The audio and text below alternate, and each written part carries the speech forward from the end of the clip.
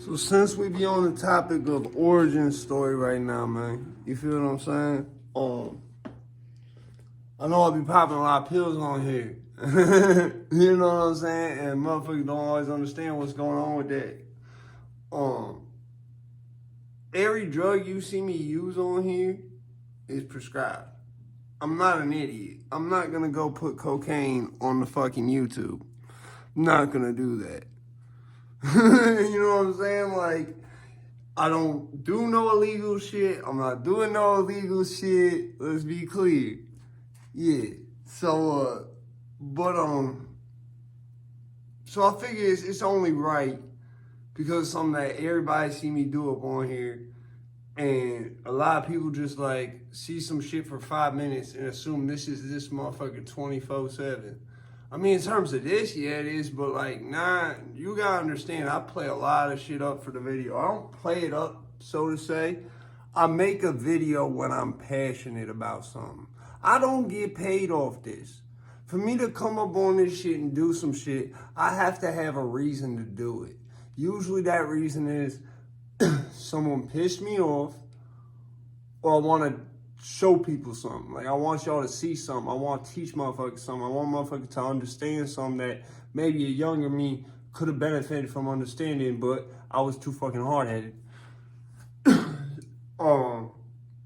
Either to understand something or to get a point across. That's, you know, why I make these videos. I don't do this for me. I do this for y'all at this point. Like, so I feel that it's only right with the fact of, like, people always see me be like just pulling pill bottles out, doing all type of shit like that. Yeah, I explain my history with pills and why it be like that. I've been on speed, okay, which is not meth, it's not crank, it's not ice. It used to be you couldn't even get ice up here. I've still had nobody except one person that I've ever seen selling ice up here as ice. But I know that I've seen people out here that really be exhibiting. Because my little brother, I've talked about this, my little brother really died from ice. And he was going out to LA to do that shit because he could not get it here. Really, it wasn't until after COVID-19 that shit was able to come here.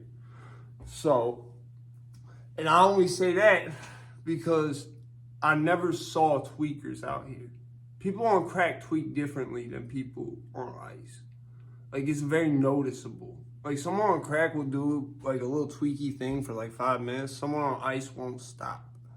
So, like, I started noticing people in, like, the Walgreens. I saw these 2 people in the Walgreens parking lot. I literally, like, texted my brother. I was like, bro, I literally seen the first couple tweakers I ever seen in fucking Connecticut in my life. Like, these motherfuckers had to going on. The bitch was on the phone and like just looking like the cops were watching her. No one was really paying attention except for the fact she looked like she was on drugs and like she was waiting on him. Like the way she was waiting on him, she wasn't doing nothing tweaky. It was just literally with her, the way she waited on him and then walked to meet up with him looked so tweaky. He looked tweaked, like everything he did. He was the one who came out like this. Just the way she was standing and just staring at like literally fixed stare at the most random, like there's nothing there to stare at. You know what I'm saying? And it's not like you're just like facing the road like a normal person. You're literally just staring off to the side of the shit like this. And he comes from the other way. Like, and you're just like, nah, it was so fucking creepy. I wish I had that on video. That was around the same time I started noticing. I got a video on here of a bitch who was probably on PCP because we started hearing reports of mad people being naked. Like, it was someone naked, trying to get on the bus naked out here. And so I'm pretty sure, like, that was around the same time as that. Like, when there was a bunch of dust going around out here. It's just a weird fucking spot, bro. I'm not going to hold you. Like, this shit is like, it's like literally like just fucking...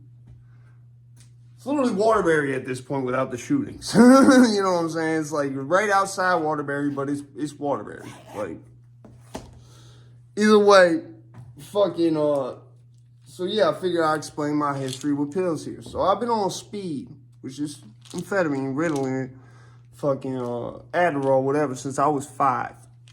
Okay, that's why I say from that generation. Like, there was a whole generation, and looking back on it, I feel like doctors were trying to create Columbine, because I was put on this a year prior, I was literally put on this in kindergarten.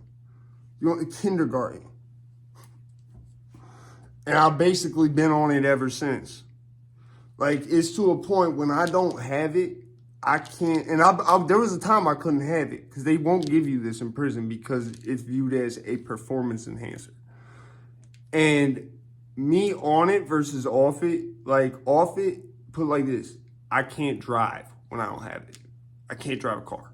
Won't be able to. I'm going to not pay attention to something.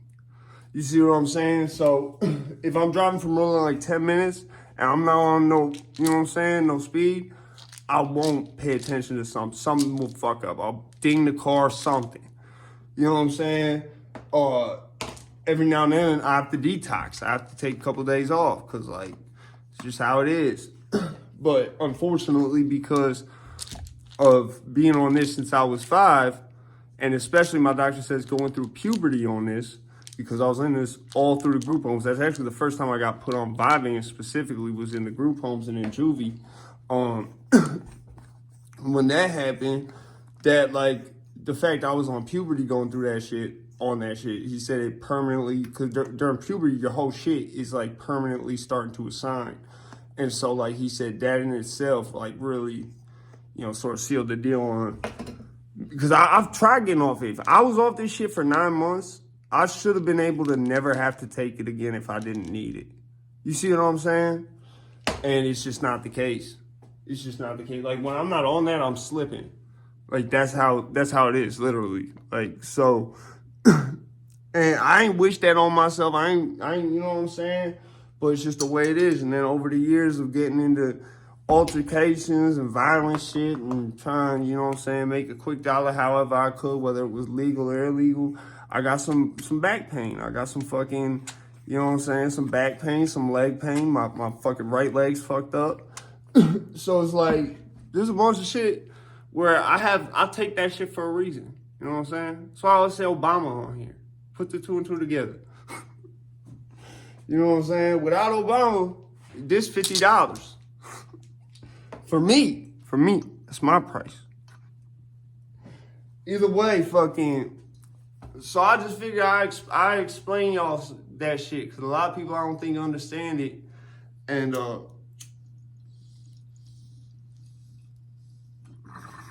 I've been watching some shit earlier. Even the weed, that's for PTSD. I got a medical card and everything. So it's like, I was one of the first people in the state to have a medical card. So either way, fucking everything I do is for a reason. You know what I'm saying? I'm not that's why when people like comment, don't do drugs, I leave the comment there and I'll be like, get your drugs prescribed. Listen, it's not like, put it like this, if I had a heart condition and I was taking statins and CoQ10 for that heart condition, it's the same thing. You see what I'm saying? Because it's like, when I got brain damage and shit, that made the ADHD, that made it so like I need this shit 10 times more. It's the wrong one, but you get the point, even more so. I made this shit like 10 times more, I needed that shit. So, I had my first concussion when I was like 5 years old. My friends thought I died. You know, they literally, bro, we was on this rope swing, bro, that was like, it went over a rock and then it like went onto land. It wasn't one of them shits you go in the water. You know what I'm saying? And for whatever reason, I try to do like a gainer off the shit like it's going into water. And the last thing I see is the rock. I woke up 5 seconds to puke when I'm now at a different house. Like we had been at my mom's friend's house. So now we're back at my mom's friend's house with my mom putting me in her car. I puke and then I wake up and I'm in the ER. That's why, like, whenever I've been concussed, there's mad times I was able to self-diagnose being concussed. Because I knew, like, if I get concussed, I vomit. That's what happens. Like, that's how I knew I got concussion in prison when I got jumped. I vomited all over the dorm. But yeah, I mean, shit be crazy, bro. It's just, like, everybody got their own shit, you know what I'm saying? That's why I be like, I'm allowed to do this, you know what I'm saying? Like, because, like, what's good for somebody, like put it like this, someone like me, except for cigarettes, I've never been no drug addict. I was on heroin for a year and I could have stopped at any fucking time. You see what I'm saying? And I never fucked my money up on it. Nothing. Like, I was able to be on heroin on an arm. Like, you don't understand. Like, that's not normal. Like I don't have an addictive personality. You see what I'm saying? If I hadn't been on cigarettes as long as I have, I could probably quit them shits a lot easier. I've quit cigarettes multiple times before. So it's just like, I'm the type of person where I feel I need to set the record straight. You know what I'm saying? Shout out to Lord. And I feel like for the kids out there, I want to portray a certain image and just make them feel like they have to portray that because I'm portraying that. Because the only reason I'm portraying that is because people with vested interest in medical pharmaceutical companies, when I was a kid, they was trying to cause Columbine. Because that's what happens. And I only say that because they were overprescribing Prozac specifically, not just random antidepressants, Prozac and amphetamines. Now that's important because an antidepressant, you have to take it every day.